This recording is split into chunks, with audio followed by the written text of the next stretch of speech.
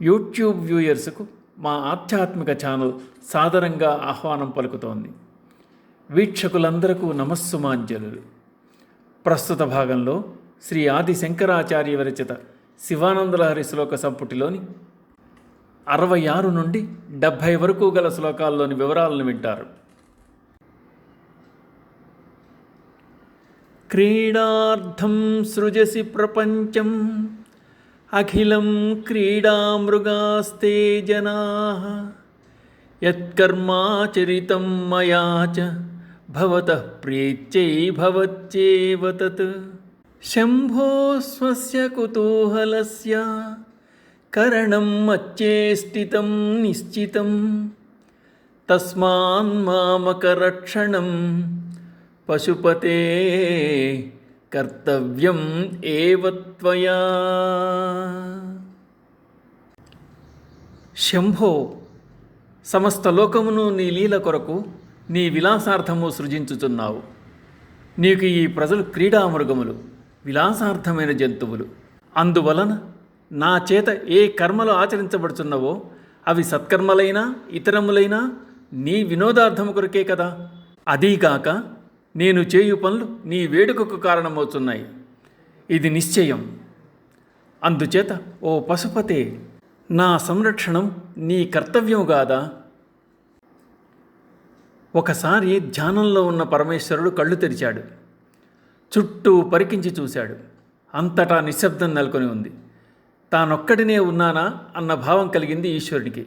అంతే, ఒక్కడు అనేక మంది కావాలనుకున్నాడు. సృష్టి యావత్తు ఆ విధంగా సంభవించింది. ఈశ్వరుడు తానొక్కడే ఉన్నప్పుడు తనకు తోడుగా ఎవరైనా ఉండాలని, తనతో క్రీడించాలని భావించాడు. తలచిన్నదే తడవుగా ఆ ఒక్కడు ఇంతమందిగా స్థావర జంగమాత్మైన ప్రపంచంగా అయ్యాడని ఉపనిషత్తులు చెప్తున్నాయి. తన క్రీడార్థం, తన విలాసార్థం విశ్వనాథుడు విశ్వాన్ని సృజించాడు. ఆ సృష్టి రహస్యాన్ని పార్వతీదేవికి శివుడు వివరించి చెప్తున్నప్పుడు 2 పావురాలు విన్నాయిట. ఈశ్వరుడు తన లీలార్థం ఇంతమందిని సృజించినప్పుడు, జగన్నాటకాన్ని నడిపిస్తున్నప్పుడు జీవులు తెలిసి కానీ తెలియక కానీ చేసిన చర్యలు ఆయనకు ఆనందాన్నే కలిగించాలి కానీ ఆగ్రహాన్ని కలగజేయకూడదు. పశుపతే, మేమందరం పశువులం.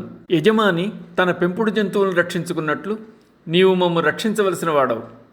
నన్ను రక్షించుట నీ బాధ్యత సుమా అని శివునకు శంకరులు ఆయన కర్తవ్యాన్ని గుర్తు చేశారు.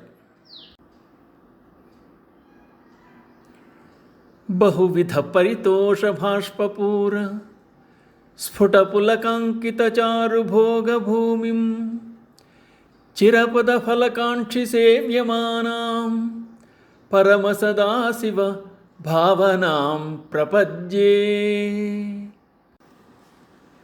ఆనంద భాష్ప ప్రవాహమునకు స్పష్టమైన పులకాంకిత రూప భక్తి చిహ్నమునకు రమ్యస్థానమైన భోగస్థానమై శాశ్వత కైలాసస్థానమును ఫలమును కాంక్షించు వారిచే సేవింపబడినది సర్వోత్కృష్టము అగు సదాశివ ధ్యానమును శరణుజొత్తును. పరమేశ్వర భావనను మించినది లేదు. అదే శాశ్వతమైనది. కళ్ళ నుండి ఆనంద భాష్పములు వెలువడడం, హృదయం పులకించడం అనేవి భక్తికి చిహ్నాలు. భక్తి పారవస్యం కలిగినప్పుడు తన ప్రమేయం అన్నది లేకుండా ఇవి ప్రకటితమవుతూ ఉంటాయి. భగవంతుని మదిలో శాశ్వత స్థానమును కలిగజేసేది సదాశివ భావనే. ఆయన యందు భక్తి కలిగి ఉండడం మాత్రమే. అదే జీవునకు గొప్ప సుఖమును కలుగజేయనది, అన్నింటికన్నా శ్రేష్టమైనది. ఆ కారణంగా ఈశ్వర ధ్యానాన్ని శరణు వేయడమంటున్నారు శంకరాచార్యుల వారు. అమితముదమృతం ముహుర్దుహంతి విమల భవత్పదగోష్ఠం ఆవసంతి సదయ పశుపతే సుపుణ్యపాకాం మమ పరిపాలయ భక్తిధేనుం ఏకాం. దయతో కూడినవాడా, హే పశుపతే, అపరిమిత ఆనందమనడి పాలను మాటి మాటికి పిదుకనిచ్చున్నది, నిర్మలమైన నీ పాదములనడి పశువుల చావడి యందు నివసించున్నది, పుణ్యములకు ఫలమైనది అగు నా యొక్క భక్తి అనడి ఆవును ఒక్కదానిని గావు. నీవు అపారమైన దయగలవాడవు. నా పూర్వపుణ్య ఫలముగా ఈ భక్తి అనడి గోవు లభించింది. నా ఈ భక్తి గోవు అపరిమితానందం అనేది కమ్మటి పాలను మాటి మాటికి ఇస్తుంది. నీ పాదములే భక్తి అనేది పశువులకు చావడి. నీవు పశుపాలకుడో గనుక ఆ చావడిలో నా యొక్క భక్తి గోవును కట్టుకోనిచ్చి దానిని కావుము. నా యొక్క భక్తి నీ పరంగా ఉంటుంది, నీకు ఆనందాన్ని కలుగజేస్తుంది. కావున నా భక్తి గోవును పరిపాలింపు పశుపతి అంటున్నారు శంకరాచార్యుల వారు. జడత పశుత కలంకిత కుటిల చరత్వం చ నాస్తి మయి దేవా అస్తి యది రాజమౌళే భవదాభరణస్య నాస్మి కిం పాత్రం. జలాత్మత, పశుత్వం, కళంకితం, కుటిల సంచారం మొదలైనవి నా యందు లేనే లేవు. మహాదేవ, చంద్రశేఖర, అవి లేని నేను నీ అలంకారమునకు తగినవాడను కాదా?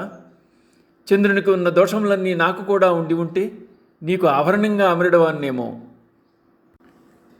చంద్రుని ఆభరణముగా చేసుకున్న శివుని చూచి శంకర్లు ఈ విధమైన ప్రతిపాదన చేస్తున్నారు. యోచించి చూడగా చంద్రునికున్నవన్నీ అవలక్షణాలే. సముద్ర జలంలో పుట్టాడు కనుక జడుడు.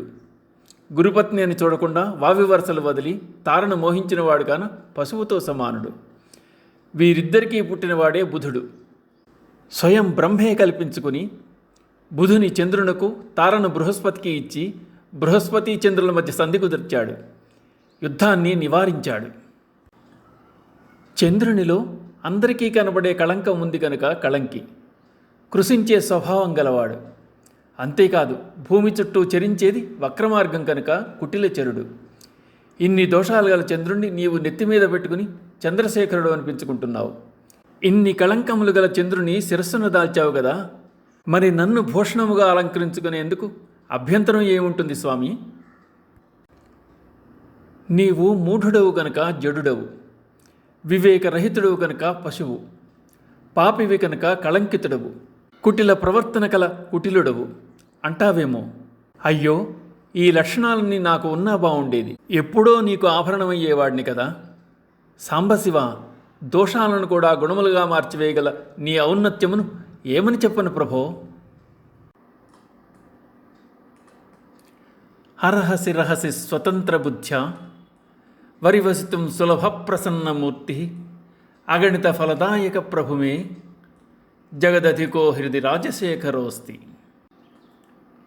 ప్రసన్నమూర్తి, ఎన్న శక్యము కాని ఫలములిచ్చువాడు, సర్వసమర్థుడు, జగత్తు కన్నా మిన్నైనవాడు, సార్వభౌముడైన చంద్రశేఖరుడు నా యొక్క హృదయమునందే ఉన్నాడు కనుక బహిరంగముగాను ఏకాంతముగాను కూడా స్వతంత్రముగా పూజింప సులభుడవుతున్నాడు. ఈశ్వరుడు సర్వాంతర్యామి, జగత్తునకే సార్వభౌముడు. ఇందెందు వెతికి చూచిన అందందేగలడు అన్నాడు ప్రహ్లాదుడు. అతడు లేని చోటు లేదు. సర్వాంతర్యామి కాబట్టి అందరిలోనూ ఉంటాడు. ఘంటానాదము శబ్దము లోపల గణగణమని నాడు అంటోంది కీర్తన. చరాచర జగత్తంతా అతడే వ్యాపించి ఉన్నాడు. ఇక శివుని ఆశ్రయించిన భక్తుల సంగతి చెప్పనవసరమే లేదు. వారి వారి హృదయాల్లోనే ఉపవిష్టుడై ఉన్నాడు. పిలిస్తే పలుకుతాడు. శివుని కొరకై ఎక్కడో అరణ్యాలకు, నిర్జన వనప్రదేశాలకు వెళ్ళి కొండ గుహలందు కూర్చుని తపము చేయవలసిన పని లేదు. జనసంద్రంలో ఉన్నా, ఏకాంతంలో ఉన్నా కూడా భజించుకోవచ్చు. అందుచేత హృదయందు సర్వదా ఉండే శివుడు పూజింప సులభుడు అంటున్నారు శంకరాచార్యుల వారు. ఓం తత్సత్. యూట్యూబ్ వ్యూయర్స్కు మా ఆధ్యాత్మిక